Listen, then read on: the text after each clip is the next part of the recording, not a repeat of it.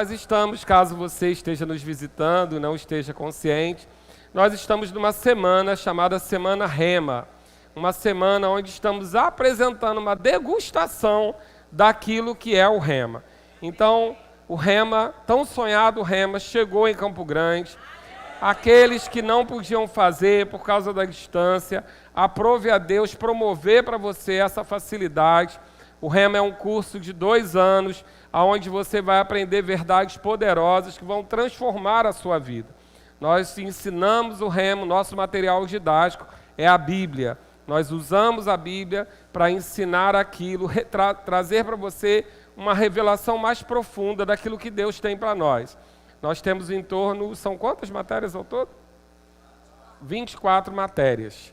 E essas matérias, elas variam muito, tanto naquilo que no seu conteúdo, como também nas suas características. Eu sou professor de família cristã, uma matéria bem singular dentro do Rema, eu acho a melhor sempre, claro. Mas uma matéria bem singular, porque diferente de algumas outras matérias do Rema, a grande maioria do Rema, família cristã é uma matéria bem doutrinária, mas também é uma matéria de muito uso prático, de muita experiência. Então é uma matéria onde normalmente os professores são pastores, mulheres de pastor, porque são pessoas que convivem com o dia a dia do cristão. A matéria família cristã é uma matéria voltada a você tirar da sua família o melhor possível. Porque o plano de Deus, muitas pessoas dizem que família é um projeto de Deus. E eu particularmente não concordo com essa frase, porque eu não acho que família é um projeto de Deus. Eu acho que família é o projeto de Deus. Amém? Óbvio que todo professor vai puxar a sardinha para o seu lado, e nós não temos nenhuma pretensão de que hoje você aprenda tudo sobre família, porque no Rema você vai ter, são 14 aulas distribuídas em 7 dias, 2 tempos em cada dia, onde você vai poder aprender muito, detalhadamente sobre muitas coisas. Quando falamos sobre família cristã, nós falamos desde a base, que é a criação do homem e da mulher, nós falamos sobre casamento, falamos sobre divórcio, falamos sobre adultério, falamos sobre pornografia, falamos sobre sogra, sogro, avô, avó. Tudo isso está englobado na aula de família cristã, embora nós vamos entender um pouco hoje que família, o núcleo familiar, ele consiste basicamente no marido, na esposa e nos filhos. Mas todo esse relacionamento que envolve uma vida familiar é tratado. E, queridos, deixa eu dizer, é impressionante. A Bíblia tem texto para todas as situações. Pensa aí, cunhado, tem. Sogra, tem. Sogro, tem. Quem adultera, tem. Quem sofreu adultério, tem. Você tem todos os exemplos bíblicos para se comportar em cada situação familiar que você vai viver na sua vida. Então, deixa eu dizer uma coisa, você não tem como pegar Deus de surpresa. Amém, queridos? Deus não foi pego de surpresa, porque foi Ele que planejou esse negócio. Então, eu quero que você fique comigo, a gente vai, na medida do possível, sintetizar um pouco do que é essa matéria, família cristã. Diferente de algumas outras matérias onde se consegue fazer um resumão, família cristã não dá para fazer um resumão, porque cada dia se trata de um assunto. Um dia só para o solteiro, outro dia só para os casados, outro dia a gente fala de separação e divórcio sobre a luz da palavra. Então a gente fala sobre filhos com pais, pais com filhos. Então são muitos assuntos e eles são assuntos que se desmembram para que a gente chegue no objetivo final. Eu posso dizer para você que, como toda matéria, família cristã ele tem um versículo-chave. Toda matéria tem um versículo-chave. E família cristã tem um versículo-chave que nós vamos ver, e tem 2 pontos básicos também que a gente precisa guardar. São 2 coisas que sem isso família nenhuma sobrevive. Uma delas se chama sujeição, diga comigo, sujeição, e a outra se chama perdão. Se não houver na nossa família sujeição e perdão, dificilmente essa família vai prosperar. Então, nós vamos entender um pouco hoje de quem é essa ideia de família, ok? Família é o projeto de Deus. Então, essa matéria ela vai tratar sobre a família, não do aspecto do mundo, como o mundo vê família, mas do aspecto de como Deus vê família. Porque, afinal de contas, quem criou a família foi Deus. E se Ele criou, o manual de instruções é dele. Amém? Então, nós vamos estar aprendendo um pouco sobre isso. E o principal que você precisa entender, toda vez que você for falar sobre família, se você vier cheio de contextos daquilo que a sociedade diz sobre família, pode ser que você se embole. Porque família, na realidade, vai ser mexido pela cultura, vai ser mexido pelos tempos, vai ser mexido por muitas outras coisas. Mas você sabe que Deus, ele está sempre à frente daquilo que o homem ainda descobriu. Então, quando nós pensarmos em família, por isso o nome família cristã, é uma família segundo o que a palavra diz tratar sobre família. Amém? Não adianta a gente tentar vir para uma aula de família cristã com os conceitos do mundo. Nós temos que realmente renovar a nossa mente, fazer aquela lavagem cerebral boa com a água da palavra, tirar a lixarada toda que a gente viu, muitas vezes esquecer como era na nossa casa, porque nem sempre nós temos uma boa referência familiar, muito pelo contrário, grande parte das pessoas tem uma referência familiar negativa, independente de vincular cristão ou não. Algumas coisas ao longo dos anos elas foram muito emboladas. E, como nós sabemos, as referências da palavra é aquilo que nos baliza. As referências da palavra são o que nos balizam. Porque são essas referências que nos garantem que a gente não vá para nenhuma vala de exagero, ou a vala de uma mentira ou outra, que a gente ande no caminho, na verdade, na vida, no foco que é Jesus. Então a gente precisa realmente ter o nosso coração liberado para entender o que a palavra diz. E eu gosto muito de tratar que nós não vamos entender família se a gente não for procurar no manual do fabricante. Se a gente não for procurar, ou hoje, como se fala, né, no tutorial, que dá no mesmo, amém? Você um tutorial ou um manual, você vai saber como funciona aquele equipamento. Então eu costumo dizer que existem coisas que podem parecer ser semelhantes, mas elas não são. Eu gosto de dar o exemplo de um iPhone falsificado. O iPhone, você consegue comprar um iPhone falsificado. Você, crente, não vai comprar, mas você pode achar. Amém? Crente não compra falsificação. Amém? Fica a dica, hashtag. Porque toda falsificação tem algum falsificador por trás que você não vai patrocinar. Fecha parênteses, volta para cá. Então, quando você encontra um iPhone falsificado, ele vai ter a aparência de iPhone, ele vai ter a tela de iPhone, ele vai ter lá escrito iPhone, mas quando você for mexer nele, lá por dentro ele é Android. Porque não se consegue ainda falsificar o sistema dele. Então a mesma coisa é família. A gente pode inventar 1000 maneiras de família, que vão ter jeito de família, cara de família, mas o funcionamento, quando chegar, não vai ser exatamente aquilo que Deus colocou.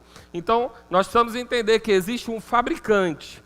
Deus é o fabricante, foi Ele o criador, a ideia veio dele, amém? E como Ele queria que a gente funcionasse bem, Ele deixou para nós um manual de instruções, amém? Ele deixou o manual pronto, então se você quer saber como a sua família tem que andar, não vá perguntar a mamãe, papai, titio, vovô, você vai perguntar ao fabricante, porque nele tem garantia. E já Deus conhecendo que o homem nem sempre gosta de ler muito. Quem aqui já comprou um aparelho eletrônico e nunca leu o manual? Gente, o resto vem aqui impor as mãos sobre mim. Mas, já conhecendo, os fabricantes, já sabendo de que as pessoas são assim, o que eles fazem? Lá no iniciozinho, ele coloca o manual básico do básico, geralmente com desenho, que é para você saber pelo menos se é 220 ou 110, aquelas coisas básicas. Deixa eu dizer uma coisa para você, querido. Se você é nascido de novo, tu é 220. Porque quando você recebeu o Espírito Santo, você não é mais de 110. O que acontece? Nascido de novo, funciona em 110? Funciona, querido, mas é lento. Quando liga um nascido de novo em 110, ele até funciona, mas ele fica mais lento. Agora, deixa eu dizer, querido, se não é nascido de novo, não briga com a unção do Senhor não, porque queima. Amém? Então, você é 220, querido. Você já está em outra voltagem. Então, quando nós já entendemos isso, você já ajuda muito você saber em que voltagem você anda. Muito lugar você não vai entrar mais. Muita associação você já não vai fazer. Muita perda de tempo você não vai ter com gente que não vai te levar a lugar nenhum. Lugares que não vão te levar a lugar nenhum. Nunca mais você vai perguntar ao pastor se tem problema pular carnaval, porque você é 220, querido. Amém, querido? 220 não fica funcionando em qualquer tomada. Porque senão fica lento. Não vai morrer não, mas fica lento. Perde tempo. Então, o manual básico fala sobre isso. E Deus deixou para a gente o manual básico. Gênesis 1, 2 e 3. Se você ler Gênesis 1, 2 e 3, você já entende família. Você já vai entender qual é o projeto de Deus para a nossa vida. Então, o fabricante deixou um manual de instruções ou um tutorial, e esse manual, o auxílio desse material para a sua família, ele vai te dar uma coisa chamada garantia. Às vezes as pessoas não entendem, porque as pessoas têm mania de dizer que Deus é o responsável por tudo, né? A minha esposa gosta de brincar sobre essa coisa de dizer que Deus está no controle. Você está lá, resolve a sua vida inteira, aí quando dá errado, fala, Deus está no controle. Querido, tu errou, você conserta. Amém? Deus te deu livre-arbítrio. Deus não está no... Se ele quisesse ter controle, querido, não tinha nem igreja. Estava todo mundo aqui flutuando. A gente já está na igreja porque é uma recalchutadora. Porque já deu ruim em algum lugar. Porque o controle é nosso. Mas quando nós andamos dessa maneira, quando nós trazemos a nossa família segundo o manual, o que acontece quando você segue o manual? Se der errado, você está na garantia. E olha quem é o seu fornecedor. Então não tem como dar errado não, querido. Amém? Quando você tem essa garantia, ainda além disso, Deus ainda promoveu uma coisa para você. Uma coisa chamada assistência técnica autorizada. Eu acho lindo assistência técnica autorizada. O que é assistência técnica autorizada? É o único lugar que conserta você. Geralmente tem uma plaquinha na frente assim, eu sou o caminho, a verdade e a vida, ninguém vai ao fornecedor senão por mim. Então, se você for nesse, está garantido que vai dar certo. Então, tem algum problema? Convida Jesus para o casamento. Porque a água vira vinho, querido, não tem erro. Então, tem assistência técnica garantida. Ainda assim, ele ainda colocou mais uma coisa. Você pode ter downloads e baixar programas através do Espírito Santo. Todo dia você baixa programa novo. Todo dia você faz download. Então, querido, fica fácil da gente viver aquilo que o mundo diz que é difícil, porque para eles é difícil. É difícil, sem manual, sem garantia, sem assistência técnica, sem poder baixar aplicativo, fica difícil. Agora, para a gente está em outro nível, querido, 220. A gente está funcionando de outra maneira. Amém? Então, quando a gente entende isso, as coisas começam a ficar mais fáceis. A gente começa a trabalhar de uma maneira mais fácil. Eu tenho um testemunho com a minha esposa, quando nós casamos, nós sempre fomos muito amigos. Nós brigamos uma vez no namoro, durou mais ou menos umas 4, 5 horas. A gente sempre foi muito amigo, sempre compartilhou. Eu sempre tive muita preguiça de brigar. Eu sempre achei que dava muito trabalho, né? E aí a gente sempre chegou ao acordo. Hoje em dia é até um pouco diferente, que eu tenho que resolver tanta coisa, mas naquela época a gente era jovem, eu falei, vamos perder tempo brigando. E o povo diz fazer reconciliação é bom, eu acho trabalhoso. E aí a gente sempre se deu muito bem, mas quando a gente casou, ela veio de uma cultura, eu vim de outra. Ela veio de uma casa onde ela era filha única. Você sabe que filho único não corta o queijo com a fatia certa, né? É só ele, querido, ele tira a melhor parte. Que sobrar, sobrou. Eu fui criado numa casa com 5 irmãos. Para tirar o arroz tinha estratégia. Porque o arroz não podia tirar por cima, porque o último ia comer só a raspa, tinha que cavar pelo lado. Tinha jeito de cortar o queijo, jeito de cortar o pão. Escala para comer o bico do pão, porque não era pão francês, era bisnaga. Então tinha escala da semana, segunda, terça e quarta eu podia comer bico. Coxa da galinha, porque não vendia parte separada, só vendia inteira, era escala do domingo.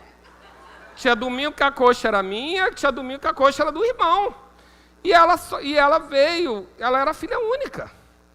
Então era tudo muito diferente. A gente teve que ajustar um monte de coisa.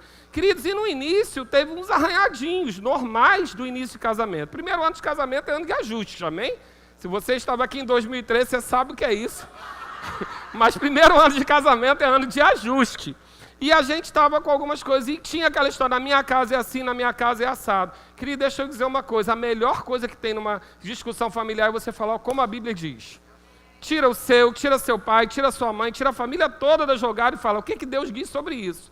E aí o que acontece? Você fica na garantia. E eu quero começar a tratar com você sobre como foi que Deus fez isso. Você abre lá no livro mais difícil de achar da Bíblia, que é Gênesis.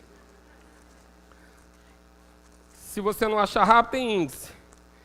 Lá em Gênesis, no capítulo 1 e 2, Deus vai nos mostrar a criação. E pastor, por que isso é importante em relação à família? Querido, quando a gente entende como Deus criou as coisas, fica tudo mais fácil. Tudo fica mais fácil, porque você não tem eu acho, eu penso, tem que ser desse jeito, mas as pessoas estão falando isso, não, isso é antigo, isso é novo. Não. A gente vai olhar lá como Deus criou. E se você perceber bem, lá em Gênesis 1 e 2, mostra a criação do ser humano. Mas leia lá comigo Gênesis 1, 26. Gênesis 1, 26, ele já é um versículo que a gente pode ficar pregando aqui a noite toda. Mas diz assim, também disse o Deus, vou fazer o homem à minha imagem conforme a minha semelhança. É isso que está na sua Bíblia? Não, querido. Ele diz, façamos o homem à nossa imagem e semelhança. Deus estava sozinho? Não, Deus estava em família. Deus estava em família, criando o homem como? A imagem deles, em família. Então Deus não criou o homem sozinho. Deus criou a família dentro dele. Façamos o homem como? A nossa imagem, a nossa semelhança. 3 unidos num só propósito. Pai, Filho e Espírito Santo estavam lá no dia da criação. Estavam reunidos, estavam planejando junto aquilo que ia acontecer. Quando cria a árvore, quando cria o mar, é Deus falando, haja luz, haja isso, haja aquilo. Agora, quando vai falar do homem, ele para e fala, façamos. Nós vamos perceber na criação, por exemplo, no início, que os 3 tinham funções diferentes. Deus estava criando, lançando a palavra, que nós sabemos que é Jesus, e o Espírito pairava sobre as águas para realizar. Tinha o Criador, a palavra que leva a criação, e o executor, que é o Espírito Santo. Os 3 estavam em 3 funções distintas. Mas quando vai criar o homem, para tudo. Façamos o homem a nossa imagem, a nossa semelhança, habitando em unidade, habitando no lugar com o mesmo propósito. Façamos esse homem. Esse versículo, se for o professor de aliança de sangue, vai dizer uma coisa, se for o professor de justiça, vai dizer outra, o professor de família pega o façamos. Porque quando eu olho para isso, eu vejo, Deus estava em família, e Ele nos criou em família. E aí você vai continuar entendendo quando Ele diz, façamos o homem a nossa imagem e semelhança, tenha ele domínio sobre o mar, no 27. Criou Deus o homem à sua imagem. A imagem de Deus o criou, homem e mulher os criou. Esse versículo 27 ele é importante demais. Por quê? Porque aí, no português, está tudo muito parecido. Mas quando nós vamos para os originais, você vai perceber que cada palavra dessa tem um sentido diferente. Quando ele diz, façamos o homem, esse homem aí é Adão, humanidade, é o homem, o ser humano, façamos a humanidade, o ser humano, a nossa imagem e semelhança. Ele não está falando ali do homem ser macho ou da mulher ser fêmea. Ele está falando da humanidade, o Adão. Façamos essa humanidade a nossa semelhança. Mas, deixa eu localizar você. Aqui a gente ainda não está falando do corpo do homem. Porque quando Deus diz, façamos a nossa imagem e semelhança, Deus é o quê? Espírito. Então ele está criando o quê? Espírito. Só lá na frente, no próximo versículo, é que ele vai dar corpo. Por enquanto ele está falando do Espírito. E ele diz, façamos o homem à nossa imagem e semelhança, e aí ele continua dizendo, a imagem de Deus o criou. Criou como? Homem e mulher. Aí são duas palavras diferentes. Zacar, que é macho, e Gebá, que é fêmea. Então Deus criou a humanidade, a imagem e semelhança deles, da Trindade, mas ainda em espírito, ele já separou macho e fêmea. Não foi só quando ele criou o corpo. Nesse momento, ele já fez distinção de macho e fêmea. Por isso, querido, que crente fica tão ofendido com essa história de gênero. Porque é como se Deus tivesse surtos, né? Não, errei o corpo. Não, querido, essa fábrica é organizada. Ah, não, eu criei aqui um homem, mas eu peguei a alma e botei de mulher. Não, querido, que bagunça é essa? Lá no céu não está com essas crises, não, de falta de profissional da área, não. Lá no céu ele sabe exatamente como ele está criando, porque ele cria dentro dele. Ele criou o homem, macho e fêmea. Somente depois, mais lá para frente, é que a gente vai ver a criação do corpo físico do homem. Lá no versículo 2, 7. Está na mesma página aí, no versículo 2, capítulo 2, versículo 7, diz, então formou o Senhor Deus ao homem do pó da terra e lhe soprou nas narinas o fôlego de vida. O homem passou a ser alma vivente. Mas aí ele estava criando a humanidade através do primeiro homem. Através de Adão, que a gente chama. Ele estava soprando aquilo que estava dentro dele, porque ele tinha criado dentro dele, foi soprado naquele homem. E por que ele não fez a mesma coisa com a mulher? Criou outro bonequinho e soprou. Porque nós vamos entender no processo que, na realidade, ele já estava ali criando a humanidade e era necessário que um partisse do outro. Porque lá depois ele vai querer essa unidade de volta. Façamos a nossa imagem e semelhança em unidade de propósito. Então ele cria o homem. E eu gosto dessa parte, porque eu me identifico com Deus nessa parte, além de outras mais. Mas eu gosto porque Deus, a partir daí, ele começa a fazer uma outra proposta. Nós entendemos que Deus só vai criar o homem depois que ele planejou o enxoval. 6 dias de enxoval. Amém? 6 dias ele criou tudo para favorecer o homem. Mas no 6º dia, ele cria o homem. Alguém disse por aqui que criou no 6º dia para não dar pitaco. E eu falei, bom, se criou a mulher por último, então é certo, que era para não interferir, né? Mas, voltando aqui, ele cria o enxoval todo primeiro. O homem não participa da criação. Deus, como um bom pai, prepara tudo. E aí ele cria o homem. Mas do homem para a mulher tem um intervalo que eu gosto muito. Porque Deus cria o homem e diz para o homem, guarda e cultiva o jardim. Deus não diz isso para a mulher, diz para o homem. Você tem que guardar e cultivar o jardim. E a instrução do fruto proibido? Dá para o homem, não dá para a mulher não. É para o homem que ele diz, olha, esse fruto não pode comer. Mas ainda assim, depois que ele já está trabalhando, porque ele estava ali guardando e cultivando. Cultivar era trabalho. Não era trabalho árduo, porque trabalho árduo veio com pecado, mas já era trabalho. Depois que o homem já estava trabalhando, depois que ele já tinha dito que era o homem que tinha que proteger o jardim, diga comigo, o homem protege o jardim. Deus pensou em tudo, querido. Já organizou lá desde o início. Ele já cria a mulher? Faz estágio. Vai dar nome para os bichos. Deixa eu ver se esse sujeito presta mesmo. Porque, querido, pai nenhum vai fazer filha para dar na mão de vagabundo. Então, a dica já está lá, a hashtag fica a dica. Deus cria o homem, diz a ele a função dele, guardar e cultivar, faz um estágio, vai dar nome, vai ver os bichos.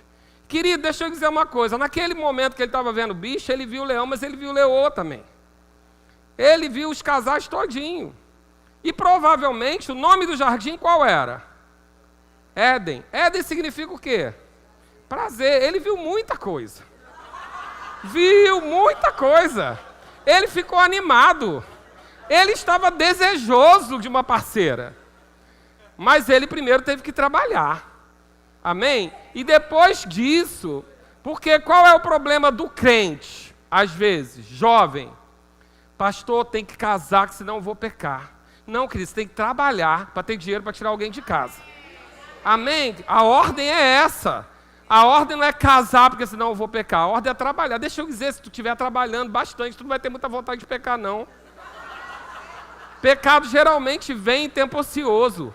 Davi é prova disso. Quando não estava trabalhando, pecou. Se for trabalhar, estudar, fazer tudo que um jovem tem que fazer, não vai ter tempo para pensar em pecado, não, querido. Quando pensar, está esgotado. Amém? Mas quer inverter, volta para cá. Eu vou tentar dar aula. Então,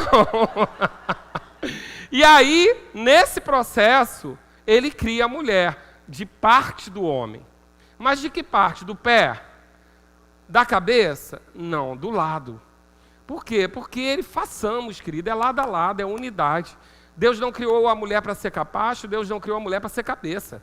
Deus criou a mulher como auxiliadora idônea, ajudadora. Agora, o que nós precisamos entender? O que é uma ajudadora? Ajudadora é aquela pessoa que você contrata para ensinar o teu filho a matéria que você não sabe. Porque se você soubesse, ensinava você. Ou seja, ela está capacitada em algo que você não é capaz de fazer sozinho. Fica mais fácil entender isso? Ninguém contrata uma ajudadora se consegue fazer sozinho. Então é uma ajudadora. E idônea é o que é? Honesta? Não, idônea aqui a palavra diz que é capacitada.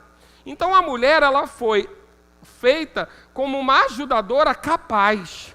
Alguém capacitado a te ajudar. E isso, se você entender, querido, já ajuda tanto o seu casamento, porque tem tanto homem que toma decisão sozinho, quando tem alguém do lado que vai pagar o preço com ele. Querido, todos os dois vão andar juntos. Se der certo, glória a Deus. Se der errado, os dois choram. Mas é muito bom que você ande junto, que você considere que a mulher que está do seu lado foi criada para te ajudar, ela não foi criada para te atrapalhar. Então, quando nós entendemos isso, nós já entendemos que o processo da criação foi todo planejado para que uma família tenha uma estrutura organizada. Agora, eu digo que família é o projeto de Deus, e você pode dizer, não, o projeto de Deus era criar o homem. Não, querido. Ele só concluiu, a gente só vai ver tudo concluído no final de mais ou menos dessa parte de Gênesis 2, quando ele forma a primeira família. E aí esse é o nosso versículo-chave. É o versículo que vai definir toda essa matéria e nós vamos trabalhar sempre em cima dele. Abre lá comigo e no capítulo 2, versículo 24, aonde Deus deixa todas as instruções para que você tenha uma boa família. Por isso, eu gosto de ler com calma, mas a gente não vai ter tempo aqui, da animação, né? Porque eu vejo que tem gente que lê esse versículo 23 desanimado, né? E disse o homem, esta afinal é osso dos meus ossos, carne da minha carne. Querido, o bichinho tinha vindo do Éden, tinha visto todos os outros animais, praticando a palavra com as suas fêmeas. Quando chega isso aqui, que você vai ler isso aqui, põe a entonação certa, querido. Aqui ele já estava assim, meu Deus, essa afinal é osso dos meus ossos, carne da minha carne, vou chamar de varoa, por quanto de mim foi tomada. Querido, ele estava animado aqui. Ele estava aqui animado. Mas o que acontece aqui? Deus explica para ele a ordem do processo. Que animar todo mundo fica. Amém, querido? Se você tem saúde, você fica animado. Mas deixa eu dizer uma coisa, Deus explica para ele como é que funciona, como é que a banda toca. Aí ele explica aqui, beleza, tá jóia, tá animado, né? Então vou te explicar como é que funciona. Por isso, deixa o homem pai e mãe, se une à sua mulher, tornando os dois uma só carne. Pronto, organizou tudo para a gente. Quer casar? Tá animado com alguém? Joia, é lícito. Foi Deus que criou essa pessoa aí para você. Não escolheu exatamente, você que escolhe, amém? Mas Deus criou realmente porque Ele viu que não era bom que o homem tivesse só. Embora, abre parênteses, na aula de família cristã, você vai entender que ser solteiro é uma opção lícita. Amém, queridos? Um engano que derruba muita gente que pensa que é obrigado a casar. Não, você só é obrigado a casar se você não se segura. Se você não se controla, quer fazer sexo, tem que casar. Mas fora isso, se você lida numa boa e tem um chamado, algo na sua vida, você tem a opção de ser solteiro e ela é lícita. Tem uma aula inteira para te dizer isso. E como você vive dessa maneira sem desagradar a Deus. Amém? Fecha parênteses. Então a gente está falando sobre Deus ter dado essa instrução. Agora perceba que a instrução tem uma ordem. Aí você pode dizer, foi na tradução. Não foi não, querido. Você vai ver esse versículo repetido infinitas vezes na Bíblia. Várias vezes em Efésios vai falar, várias vezes ele vai falar que é nessa ordem. Primeiro, deixa pai e mãe. Segundo, se une a outra pessoa e só então se torna uma só carne. O tornar-se uma só carne é a cereja do bolo, não é a base. É a cereja. Então ele está dizendo para esse Adão animado. Adão estava animado. Estava ali pronto para falar. Deus, deixa eu casar logo, senão eu peco. Mas não, querido, não era o caso não, porque ele ia casar. Agora, naquele momento, Deus está dizendo, mas tem uma ordem para esse negócio. Primeiro lugar, você tem que deixar pai e mãe. Ou seja, você tem que trabalhar, tem que ter seu dinheiro, tem que se sustentar, tem que ser capaz de resolver as coisas sozinho. A gente vai ver isso com calma. Depois disso, você vai se unir a uma pessoa, como? Em propósito. Você vai ter uma vida em unidade com alguém. E aí, se isso funcionar, você vai se tornar uma só carne com ela. Mas o que é que o mundo diz para você? Experimenta para ver se é bom se tornar uma só carne. Se depois se tornar uma só carne, tu se junta e depois você resolve se sair da casa do seu pai e sua mãe. Não, querido, está tudo errado. A ordem foi deixada bem clara. Então, qual é o versículo-chave dessa matéria? Esse versículo. Deixar o homem pai e mãe, unir-se à sua mulher e só depois se tornar uma só carne. Se o crente lesse esse versículo que está no manual básico, lá no início, na segunda página da Bíblia, a gente já poupava tanto problema. Porque Deus falou para o homem animado como é que funcionava. E aí a gente vai começar a entender que há um propósito nessa criação do homem. Queridos, deixa eu dizer uma coisa, o mundo vai dizer muita coisa, e nós vamos respeitar o que eles dizem e vamos amar todas as pessoas. Mas o propósito de Deus criar uma família tem duas características principais: ser a semelhança dele e multiplicação. Esses são os dois propósitos da criação de Deus para uma família. Reproduzir a ele mesmo, criar o homem à sua imagem e semelhança, vivendo em família, vivendo em unidade e multiplicando. Então, entendemos como foi o processo da criação, entendemos qual é o propósito original, que está lá em Gênesis 1:28, sede fecundos, multiplicai-vos, enchei a terra e sujeitai. Essa conexão do homem com a mulher, esse desejo de um por outro, quem criou? Foi o diabo? Não, querido, Deus. Quem criou sexo? Deus. Quem criou o prazer na relação sexual? Deus. O diabo não cria nada, ele não tem capacidade de criar nada, ele é só um deformador. Ele pega o que Deus criou e tenta deformar. Então, se você aprendeu que Adão comeu a maçã, primeiro que não tem maçã, se o homem pecou porque fez sexo, querido, tudo isso é bobagem, igual Papai Noel, igual Fada dos Dentes, igual Jesus nasceu pobrezinho em Belém, tudo isso é bobagem. Na realidade, o que nós vamos entender, Deus criou o homem, colocou ele num jardim chamado Éden de prazer. Deus criou o prazer, Deus criou o homem para ter prazer, sentir atração pela mulher, essa é a conexão que Deus fez. Agora, o que o pecado fez, deformou isso. Como o pecado deformou o trabalho era uma função do homem natural. Não era para ser dolorosa, assim como não era para ser doloroso a mulher ter filho. Com o pecado que entrou isso. Mas Deus criou o homem e a mulher para viver em família e em prazer. Então, toda essa conexão foi Deus que fez. E eu gosto muito, 1 Coríntios, do capítulo 11, do 11 ao 12, você não precisa abrir, diz: no Senhor, todavia, nem a mulher é independente do homem, nem o homem é independente da mulher. Porque como provém a mulher do homem, assim o homem é nascido da mulher, e tudo vem de Deus. Então é Deus, essa ideia, essa formação de família, vem de Deus. E a família começa aonde? A família começa exatamente nesse momento aonde filhinho deixa papai e mamãe. Esse é o momento mais difícil da vida de todos os pais. Mas, querido, você só tem um filho e só tem uma família porque você deixou seu pai e sua mãe também. Essa é a base de Deus, e Deus não sabia disso. Deus não sabe o que é deixar um filho? Sabe, querido, Ele deu o filho dele por nós. Ele tem experiência suficiente para você nem gastar tempo com essa oração. Pai, não leva meu filho não. Primeiro que o filho não é teu. Se a gente entender isso, fica tão mais fácil. Deus não tem neto, querido. Deus não tem neto, Deus só tem filhos. Então você e aquele que você chama de seu filho é tudo dele. São filhos dele, que ele deixou você criar. Você é um mordomo que está educando na palavra, se você for inteligente. Mas na realidade, não há como esse desejo que é da nossa alma, da nossa carne, de que os nossos filhos sejam nossos. A Bíblia diz que eles são flechas. Flechas na mão de um arqueiro. A Bíblia não diz que ele é uma ferramenta que vai ficar com você para sempre. Flecha é para atirar, querido. Flecha não é para ficar com você, é para você lançar. Então, muitos casamentos eles vão ser abalados porque esse entendimento ele é corrompido por algo que parece bom, mas não é. É enganoso. E quando a gente vai terminar, você vai entender bem essa posição. Então, hoje nós vamos passar rapidamente sobre esses 3 aspectos.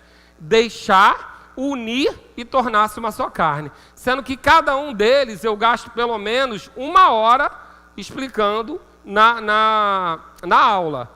Mas hoje a gente vai passar por eles rapidamente. O que é importante você entender? Esses 3 aspectos são fundamentais para o seu casamento correr bem, para a sua família ser saudável.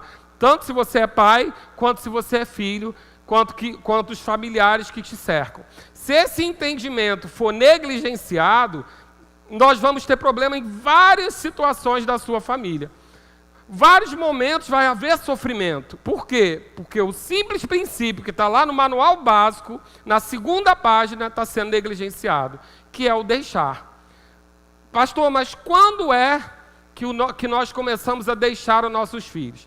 Exatamente no momento que ele sai da barriguinha da mamãe. Naquele momento ali, você já começou a deixar. Você já cortou o cordão umbilical, tem gente que demora anos, mas é para cortar naquela hora, e a partir dali você vai acolher essa criança sabendo que a partir dali você vai começar a deixar. Eu costumo dizer, num prazo de uma matemática lógica, que o momento ideal são 3 meses para começar a Vera mesmo. 3 meses é a hora que sai do quarto. Eu adoro, porque sempre é animado quando eu falo isso. Pastor, da onde o senhor tirou isso? Queridos, deixa eu dizer uma coisa. Os 3 meses subsequentes ao parto da criança, normalmente, falando agora naturalmente, a libido feminina é muito baixa. Muito baixa. Quando você estiver pensando em alguma coisa, é tudo que ela não quer. Porque ela está, ou ela teve parto normal, ou ela teve cesárea. Se ela tem cesárea, ela está costurada. O corpo dela está completamente diferente. Ela teve um choque, uma violência no corpo dela. Saiu uma criança de dentro dela, os órgãos dela estão se recuperando, voltando para o lugar. Ela está amamentando. E a amamentação na televisão é lindo, às vezes ao vivo não é não. Tem situações, às vezes o peito racha, às vezes tem um monte de situações envolvidas. Naqueles 3 meses, querido, ela pode até ser doadora, mas que ela não quer, não quer não. Você que vai casar já fica sabendo que esses 3 meses é para isso. Relaxa, porque ela tem uma criança mamando no peito dela de 3 em 3 horas, no mínimo, no máximo, né? Pensa se ela quer mais alguém. Não, querido. Família cristã é uma aula que a gente trata a verdade. Amém? É a verdade nua e crua. Então ela não quer. E você quer por quê? Sabe por que você quer? Porque você não está ajudando com a criança. Porque Deus pensou em você, marmanjão. Quando você pega uma criança no colo, automaticamente a sua testosterona baixa. Deus pensou em você. Se você estiver acompanhando a sua mulher na maternidade, trocando fralda, pegando criança, botando para rotar, a sua testosterona vai baixar. Por isso que não se leva a mamãe para casa, se o marido puder ajudar. Porque mamãe vai cuidar do neném e o marido vai ficar pensando em outras coisas. Porque lembra que a ociosidade pensa em pecado? Aí bota a mamãe no quarto, neném no quarto, marido na sala, vendo televisão. Aí tá lá, você lá, costurada, com uma linha na barriga, com o busto, o peito inchado, e ele lá na televisão, vendo que não deve ver. Não, bota para dentro, chama para o jogo. Amamentou, arrota. Por quê? Você vai se acalmar, marmanjão. Você vai ficar tranquilo nesses 3 meses. Passados 3 meses, volta para o jogo. Como é que volta para o jogo? Bebezinho no quarto dele. Pastor, eu não tenho quarto. Bota uma cortina, divide, separa, faz qualquer coisa. Por quê? Criança não tem que sentir cheiro de sexo. E adulto não tem que sentir cheiro de golfo na cama. A sua cama é o lugar que você vai separar para fazer amor com o seu cônjuge. É o seu Éden, querido. E no Éden não combina com golfo. Então, muitos casamentos, eles vão acabar em que parte? Nessa. Por quê? 3 meses antes do neném nascer, a sua mulher não tinha posição. Ela estava barriguda, inchada. Não estava grande coisa. 3 meses. Depois ele nasceu. São 3 meses para ela se recuperar. Se você, depois desses 6 meses, não voltar para o jogo, é tempo demais. Então, nesse período, a gente vai começar a separar. Nesse momento, começa o deixar. Deixar papai e mamãe é nessa hora. E como é que a gente sabe se você já fez isso? O seu filho não chora tanto para ficar no berçário. Pastor sabe, querido. Neném nasceu, vem você com a sua família. Você com a sua família. Pastor vê, você estaciona o carro. Se o casal está afinado, a mãozinha rola. Se não está, é um na frente e outro atrás. O rosto do sujeito está batido, ele está nervoso. Ela está exausta, né? Porque não dorme. E a criança não fica no berçário. Mas criança depende de pai e mãe? Não depende. Criança nasce livre. Ela só quer realmente o acalento e o cuidado, mas ela lida numa boa. Se ela dorme no quartinho dela e ela não tem medo de escuro, ela passou 9 meses no escuro, ela não tem medo nenhum de escuro. Tira esse abajur maldito de lá. Não tem medo. A aula de família cristã é assim. Amém? A verdade nua e crua. Tira o abajur e bota a criança no seu quarto. Querido, hoje tem recurso, tem babá eletrônica, tem até com filmagem. Mas se você não confia nos anjos do Senhor, porque a palavra diz que o seu filho é herança do Senhor. Se você não confia nisso, ainda tem realmente os recursos para você usar. Mas tira do quarto, por favor. Começa aí a deixar. E esse deixar pai e mãe, ele vai ser consecutivo. E ele precisa ser. E aí você vai ter uma aula inteira dizendo como que você cria esse filho.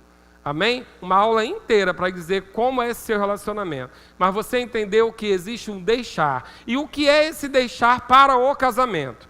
Ele é financeiro, ele é emocional e ele é físico. Então, quando você casa, você precisa morar em outro lugar. De preferência que não seja nos fundos nem em cima. Que seja longe. Quão longe? E a gente brinca, nem tão longe que chegue com a mala, nem tão perto que vá de chinelo. Amém? Mas pastor, eu abandono os meus pais? Não, querido, você não abandona os seus pais, você segue a palavra. Se houver exceções que podem haver, do seu pai, de um familiar com uma enfermidade, com uma incapacidade de viver sozinho, ele vem para a sua casa. Porque ele já teve a família dele. E isso é muito difícil de entender. Mas, querido, deixa eu dizer, galinheiro nenhum tem 2 galos. Um galo mata o outro, querido. Galinheiro tem que ter um galo só. Então, na sua casa tem que ter uma cabeça, seu marido. Se estiver na casa de papai, a cabeça é papai. Se estiver na casa do sogrão, a cabeça é o sogrão. Esse homem nunca vai ter a autoridade que Deus deu para ele para guardar e cultivar. E se ele não tem essa autoridade, o que é que ele não tem de você? Admiração. Porque a mulher não admira esse homem que não é o galo. Então, esse processo, ele tem que acontecer. Esse deixar pai e mãe, ele tem que ser natural para o cristão. Tanto para o pai e a mãe. Queridos, eu tenho um filho de 20 e uma filha de 18. Para mim é fácil pregar isso? Não é não. Não é não. Adoraria que ficassem lá comigo sempre. Mas eu quero que eles cresçam e eu quero netos. E eu não quero cuidar dos netos. Eu quero ver os netos. Bilu, bilu e entregar. Amém? Porque eu já eduquei 2, mas se vier eu vou cuidar com muito amor. Mas a ideia não é essa. Então, deixar é físico. Pastor, mas hoje se eu não morar em cima da casa do meu pai, se eu não morar, não vai dar. Querido, que seja por um tempo determinado. Estipula o tempo. Não construa muito se aquilo não estiver no seu nome. Porque é importante você saber que quando você casa, tudo que você constrói é para a sua família. Então, na casa do meu pai, o que eu construir? Será que quando eu morrer, meu pai vai aceitar que a minha esposa viva lá com outro homem? Pode ser que não. Então, é bom a gente pensar a verdade nua e crua. Porque foi Deus que falou, deixa pai e mãe. Então, nós precisamos deixar fisicamente. Se não for de imediato, mas que seja planejado. Deixa eu dizer uma coisa para você. É muito melhor um kitnet seu do que um quarto no palácio do seu pai. Muito melhor. Porque ali você vai ser o cabeça da casa. Ali a sua mulher vai ter autonomia. Porque, querido, quando mora em cima, atrás, embaixo, brigou, mamãe faz arroz. O arroz da mamãe é mais gostoso. Aí tem alguma coisa, desce, vem aqui. Vem que mamãe consola. Ainda mais se for mãe de homem. A sogra, que é tão falada, geralmente não é a mãe da mulher, é a mãe do homem. Que criou o bibelô e agora não quer deixar que outra galinha cozinhe. Porque só ela sabe cozinhar. Porque ela criou dos seus galinha no sentido de galo, galinha, né? As mamães me amem. Eu estou falando de galinheiro, calma. Mas não quer, porque quer que seja como? Do jeito que o filhinho gosta. Ela sabe como é que o filhinho gosta. Porque ela que adestrou para gostar. Querido, às vezes a gente tem uma fábula que o arroz da nossa mãe era maravilhoso. Às vezes não era não, querido. É o que a gente conheceu primeiro. E isso precisa separar. Então, deixar fisicamente. Por quê? Porque você precisa ter liberdade com o seu cônjuge, principalmente no início do casamento, para namorar, para cuidar para criar os seus filhos do seu jeito, para poder ter uma discussão sem ninguém se envolver, para criar a sua cultura. Então, deixa fisicamente. Deixo como também? Emocionalmente. Eu deixo emocionalmente. Quando eu tenho papai e mamãe, eu vivo as questões dessa casa, mas quando eu vou ter a minha casa, agora eu vou viver com a minha esposa. E eu não tenho mais o meu problema e o problema dela, agora é tudo nosso. Eu não tenho mais a minha alegria e a alegria dela, é tudo nosso. Então eu preciso soltar emocionalmente pai e mãe. Eu não posso casar e todo problema que tiver ligar para casa para saber. Por quê? Porque você escolheu aquela pessoa. Amanhã você vai brigar, depois vai perdoar, está tudo certo. Seu pai e sua mãe não vão perdoar, não. Querido, quer machucar alguém? Vai no filho. Quer agradar? Vai no filho. A gente não esquece o que faz para o nosso filho. Então a sua mãe também não vai esquecer o que você reclamou do seu cônjuge. Deixamos emocionalmente, começamos a viver a nossa vida. Começamos a resolver os nossos problemas. E aí, querido, sem ser violência física ou abuso, o restante é dentro de casa que se resolve. Deixa emocionalmente. E o outro aspecto, deixar financeiramente. Ah, eu vou casar, mas papai vai me dar mesada. Funciona não, querido. Funciona não. Tem exceções? Tem. Você vai fazer um curso para um concurso. E durante um ano, seu pai vai ajudar. Não tem problema. Agora, dar mesada e bancar a sua casa, não funciona. Porque a Bíblia diz lá em Provérbios que você precisa se preparar para casar. A gente se prepara para um monte de coisa e acha normal. Se prepara para vestibular, se prepara até para jogo de futebol. Mas para casar, a gente achou que casou, pode casar. Não, querido. Há uma preparação. E isso inclui o financeiro. Você precisa saber que quando você casar, você não vai viver a realidade dos seus pais. Você vai viver a nova realidade que você está agora. Na casa do seu pai, comia picanha e alcatra todo dia. você vai comer o que se pode comer na sua casa. Amém, querido? Porque isso é um deixar financeiro. Um homem não vai conseguir impor na sua casa o seu papel de cabeça se ele recebe mesada do papai. E nem essa mulher vai respeitar se ela recebe mesada do papai também. Porque a função de provedor é desse cabeça. Em qual realidade? Na que você tiver. O pai pode presentear? Pode. Ajudar? Pode. Agora, sustentar? Não. Deixar é financeiro. Então você deixa fisicamente, você deixa emocionalmente e você deixa financeiramente. Você me ama ainda? Como você deixou fisicamente, financeiramente e emocionalmente, o que você vai fazer agora? Unir a sua mulher. Como? Da mesma maneira. Você vai se unir fisicamente, financeiramente e emocionalmente. Então, agora você vai morar na mesma casa e dormir no mesmo quarto. Ah, pastor, mas é tão moderno cada um na sua casa. É a invenção do cão. Porque a Bíblia fala para você deixar pai e mãe e se unir à sua mulher. Tem que ter o dia a dia, tem que ter a responsabilidade, tem que ter a divisão, tem que ter o compartilhamento das coisas. Você tem que viver junto. A Bíblia diz que o homem ele deve ter esse discernimento das coisas do lar. Ele não está dizendo que você tem que ser o responsável pela casa. É natural que a mulher administre melhor uma casa. Mas esse discernimento, o ajudar, o estar junto, o fazer a parte pesada, é preciso que esteja junto. Então, fisicamente, vai estar junto. E emocionalmente, queridos, essa é a parte mais difícil. Para muitos casais. Tem muito homem que casa e para comprar um carro liga para o pai. Para tomar uma decisão, liga para o pai. Você não vai tirar o conselho e a sabedoria dos mais velhos, você sempre vai considerar. Mas a decisão é com quem está dividindo a vida com você. Você passa a tomar decisões com quem está dividindo com você. A unidade, ela vem também emocionalmente. Um está triste, o outro está triste. Não tem mais o problema dela, a família dela, isso. Não, querido, passa a ser de todo mundo. Não adianta você querer estar alegre se ela está com uma mãe internada, por exemplo. Não tem como. A unidade é emocional também. E também a unidade é financeira. Você vai começar, não tem mais a história de meu e seu. Acabou isso. Essa é a parte que todo mundo menos gosta de ouvir. Mas acabou, querido. Numa família cristã, o dinheiro é nosso. Precisa ser administrado tudo embolado? Não. Às vezes acontece de um ter mais habilidade, o outro não ter. Às vezes um é gastador, e isso é bom ver no namoro. Ver no namoro, dá para ver, todas as dicas estão lá. As letras miúdas estão todas lá. Leia, saiba ler a pessoa que você quer casar. Amém, queridos? Não existe ninguém perfeito, mas tem defeito que você não vai querer viver. Então, você vai ter que fazer a matemática, tem defeito e qualidade. Eu resisto a esses defeitos e para mim essas qualidades são principais. Mas se você não está vendo defeito ainda, não case, é a paixão.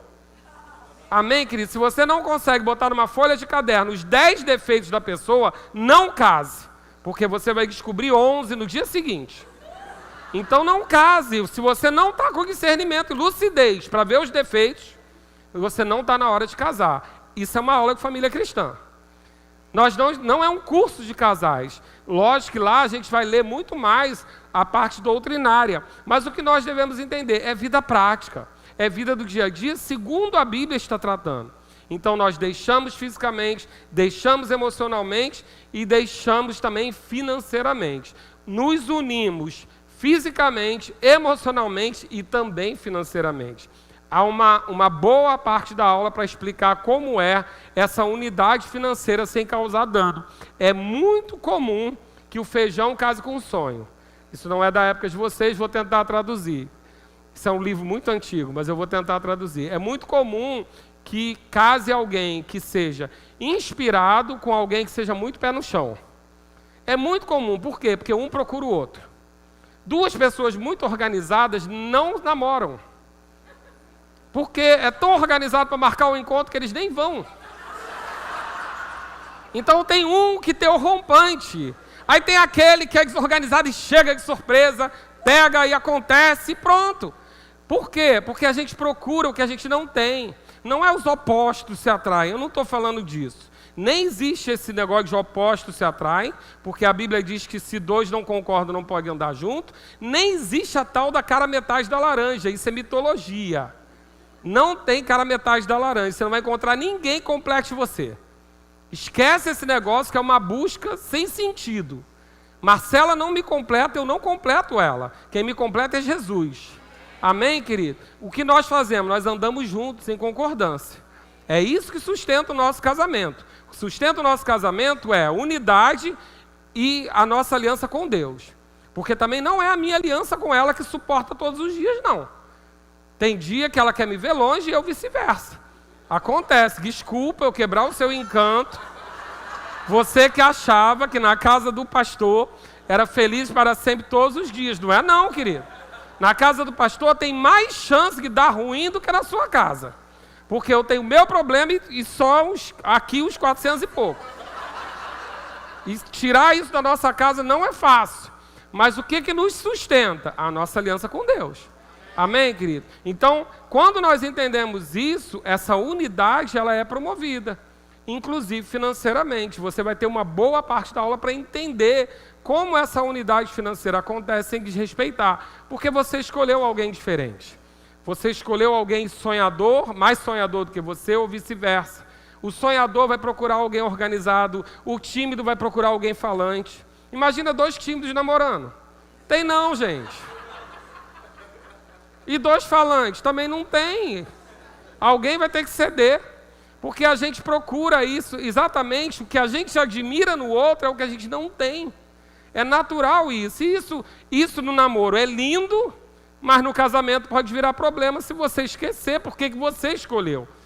Aí tem gente que lança para Deus no controle, né? Controle remoto está com Deus. Deus está no controle, foi Ele que uniu. Não, querido, Deus não escolheu ninguém para você que escolheu.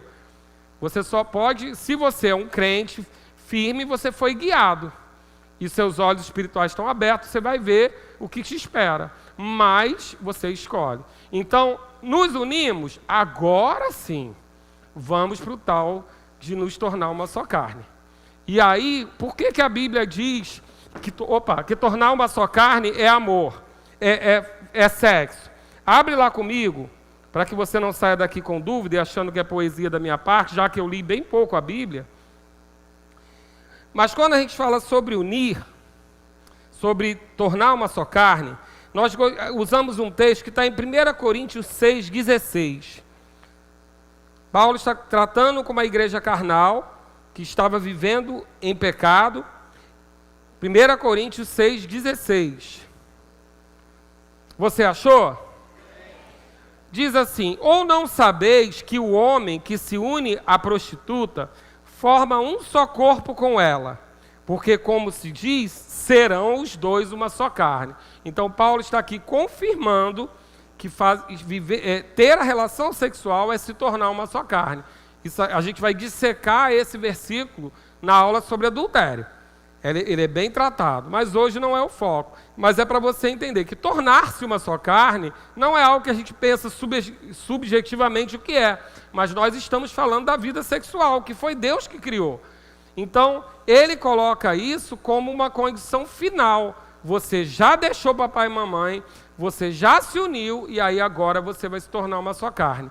Amém? Agora, como é essa relação na nova aliança? Eu amo esse texto.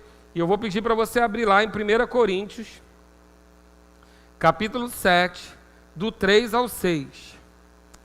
1 Coríntios, capítulo 7, versículo 3. Glória a Deus. Na nova aliança, muita coisa vai ser bem resolvida para que você tenha uma família cristã saudável. E ele vai dizer: o marido conceda à esposa o que lhe é devido, e também, semelhantemente, a esposa ao seu marido. Então, o sexo, ele é algo muito bom que Deus criou para o homem após o casamento, mas ele também é um compromisso com o outro. Importante que a gente, quando vive uma família cristã, a gente entenda que existe no sexo o direito, mas também o dever, porque existe um conceder ao outro. Pastor, mas isso é uma violência. Como é que eu vou fazer sexo sem querer? Queridos, o sexo, ele tem o desejo natural, que você vai ter durante alguns períodos, mas ele também tem um desejo que é estimulado. Então existe o sexo, que é o desejo natural, que é aquele que a mulher vai ter no período fértil, que não é tão grande assim, mas existe também o desejo estimulado. Diferente da mulher, o homem tem 30 dias de período fértil.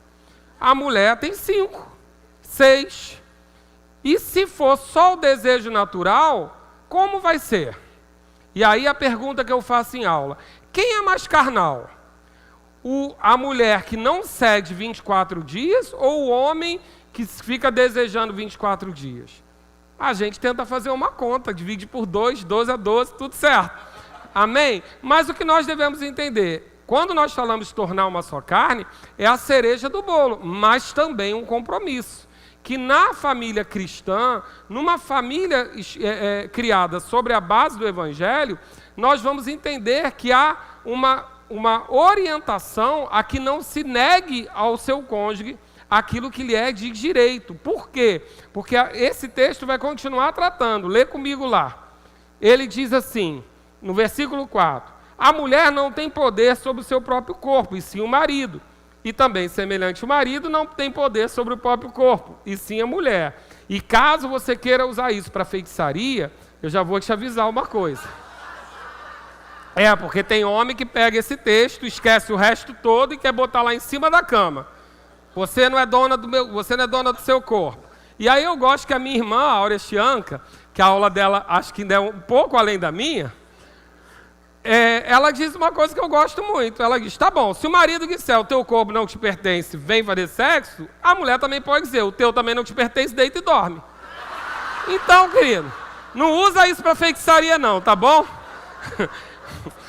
Então, na realidade, aqui ele está dizendo que quando nos casamos e nos tornamos uma só carne, nós somos um só.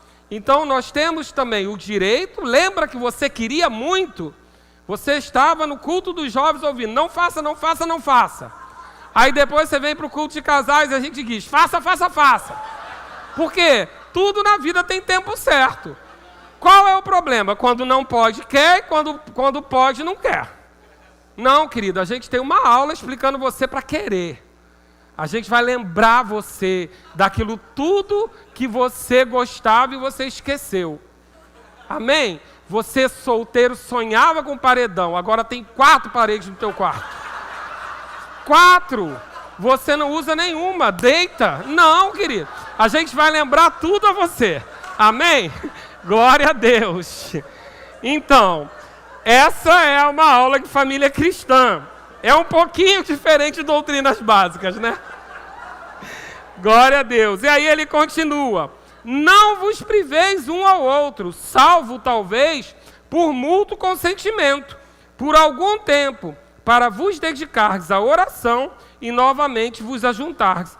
Está escrito aí no versículo 5 da sua Bíblia, para vos dedicar à Netflix? Está escrito aí na sua Bíblia, para dedicar ao jogo de futebol? Não, querido. É mútuo consentimento para se dedicar à oração. Olha como Deus é mais espiritual que você. Porque você achava que você mandava na espiritualidade. Mas não. Ele está dizendo que a única maneira de você não ter uma vida sexual saudável é se você estiver dedicado a um tempo de jejum em oração. Porque jejum sem oração não é jejum, é greve de fome. Amém, querido? Para todos os lados. Se você não separa o tempo para colocar em oração, isso não é jejum. Então, se for por esse mútuo consentimento, os dois, aí você pode falar. Mas ele diz por quanto tempo? Na sua Bíblia está escrito? Por algum tempo. Pouco tempo. Para dedicar a oração. E novamente vos ajuntardes. Para quê? Para que Satanás não vos tente por causa da incontinência. E isso vos digo como concessão e não por mandamento. Ou seja, quando nós nos casamos e negamos o nosso corpo um ao outro, nós estamos colocando o outro em tentação. Então, óbvio que isso tudo vai levar a muitos outros aspectos. Nós vamos abrir muitos outros leques. Você não vai pegar esse versículo solto, criar uma doutrina, mas você vai entender que no Novo Testamento, na Nova Aliança, nós temos o casamento como compromisso. Por quê? Porque, querido, pensa bem, Salomão tinha quantas? Precisava desse mandamento para ele? Não, querido, 700. Mas agora o seu lindão Jesus só tem você. Então, mudou a regra, mudou a lei, mudou o sacerdócio. Então, a nova aliança, ela vem trazendo um novo mandamento. Amém, queridos? Quando nós entendemos isso, fica um pouco mais fácil da gente entender o que é uma formação de família segundo os princípios cristãos. Agora, eu quero ajudar você, para a gente concluir, a uma coisa que ela é um pouco complicada para os casais entenderem e talvez para quem também é filho, para quem é pai. Mas é importante, eu vou precisar de uma ajuda. Léo, vem aqui para mim. Diz que Deus fez o homem um pouquinho menor, então seja Deus aqui. Amém? Esse é Deus. E Deus, Ele criou todas as pessoas. Todos são o quê? Filhos dele. Eu preciso de dois casais, por favor, um de cada lado aqui. E preciso de um jovem e uma jovem, por favor. Fica aí. Cada casal fica aqui nesse segundo degrau. Aqui no segundo degrau. E eu preciso de um jovem e uma jovem. Eu posso chamar pelo nome, se você preferir, ou você pode se oferecer. Eu estou sem óculos, eu não sei nem quem está aí. Mas amém. Vem um jovem? Meu Deus. Vem, filhão. Glória a Deus. Uma jovem. Vem uma solteira, de preferência. Vou chamar, hein? Ahá, olha aí. Aqui nesse bolo tem alguém. Vem aqui, Amanda, vem. Pronto, eu estou enxergando. Não estou enxergando quase nada. Tá bom. Mas vamos lá. Vocês ficam para lá. Deus, que criou todas as coisas. Ele criou todas as coisas. Ele é o pai de todos, inclusive daquele que você chama de seu filho. Ele cria os casais, separou um casal aqui, um casal ali. E esses casais, eles têm um filho para lá, um filho para cá, no degrau de baixo.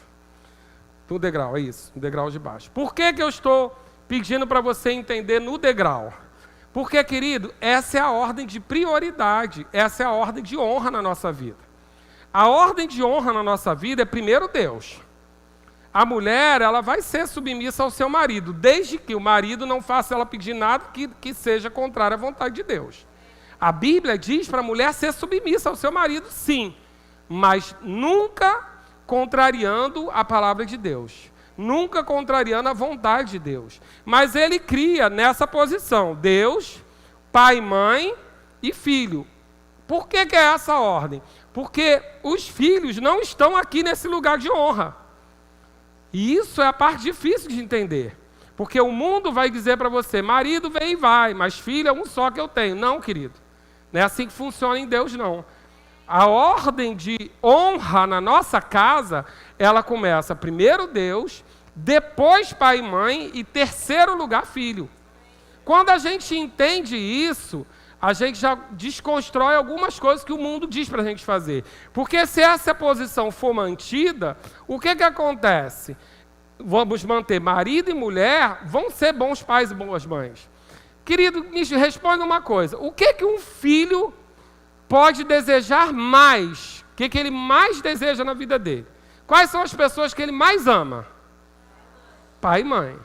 Ela vai ser feliz se o marido trata mal a mãe dela?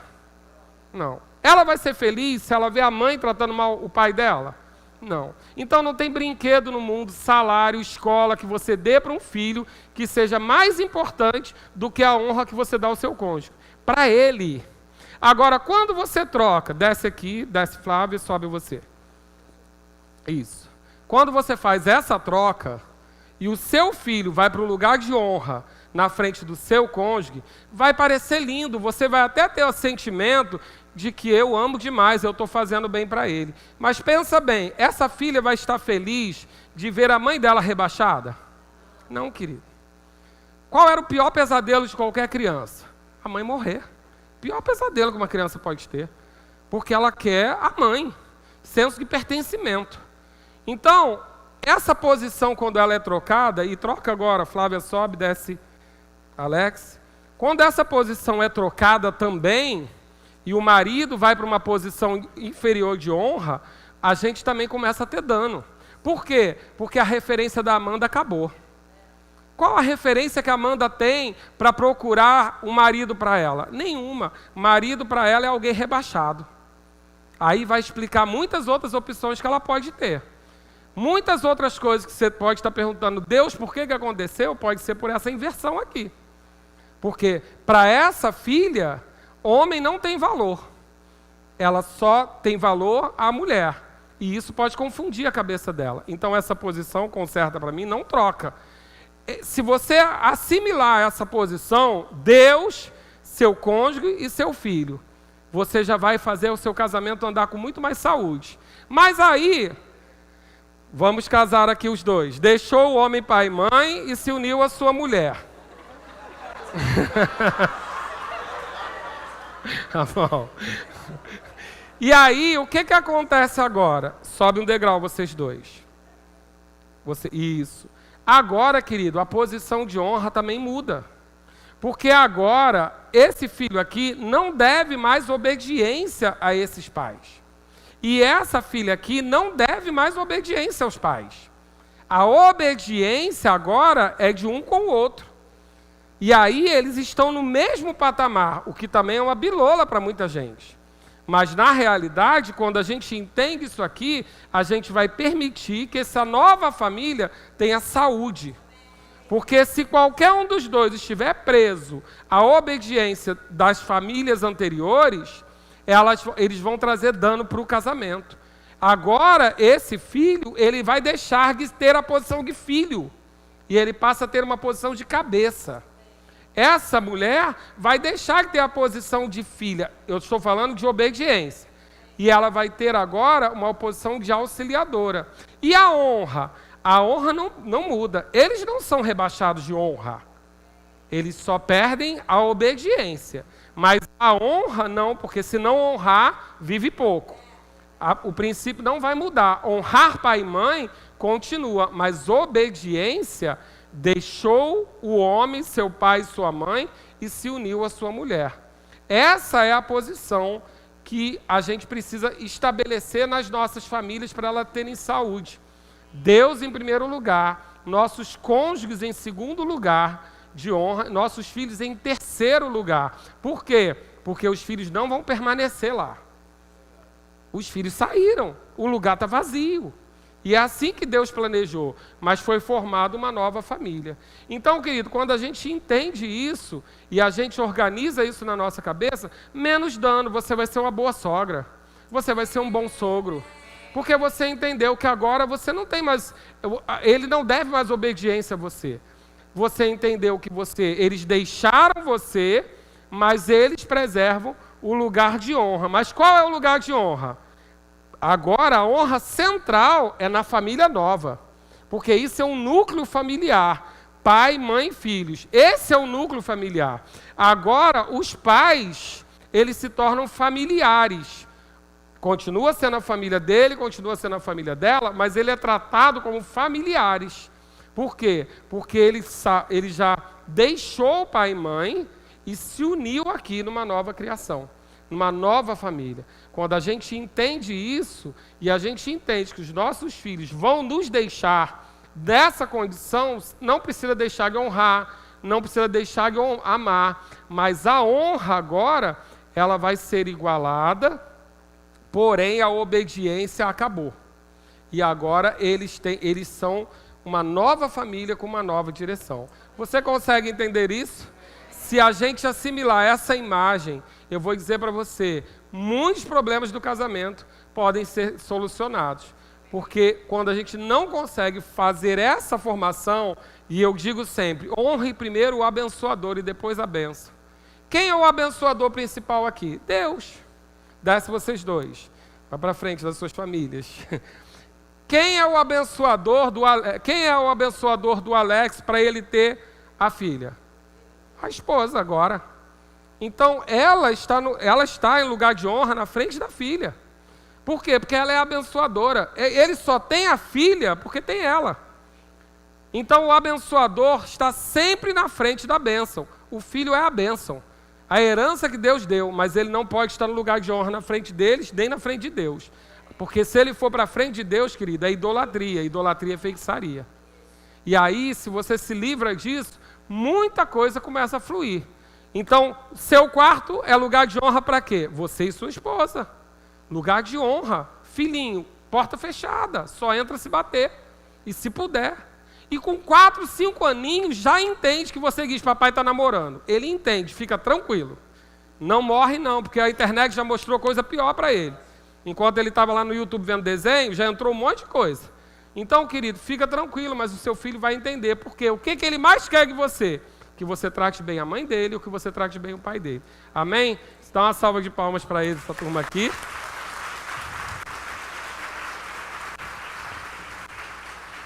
Então, como vocês podem ver, a aula de família cristã é uma aula bem prática. Amém? É uma aula que a gente vai te dar todos os versículos que embasam cada decisão que a gente está passando para você, mas é uma aula que você sai dali. Normalmente os testemunhos são de mudança de vida imediato. Eu sei porque nessa primeira aula que eu falo para tirar o filhinho do quarto, na outra aula o marido já chega corado. Já muda, é impressionante, é quase um centro de cura. Porque já muda tudo, querido. Quando entende isso, quando entende essa dependência que não é saudável do filho, isso tudo vai ser ensinado na aula de pai com filho, filho com pai, na aula de marido e mulher, na vida do solteiro, na honra a seus pais, como os pais lidam com o filho, os familiares, tudo isso. Quando dá errado, que a gente trata também da parte quando dá errado, você vai ter a base bíblica para divórcio, você vai ter a base bíblica para que você, como lidar com as situações contrárias, como adultério, tudo isso a Bíblia nos ensina e você vai aprender nessa aula de família cristã. Amém? Glória a Deus! Você recebeu uma aula hoje? Eu espero que sim.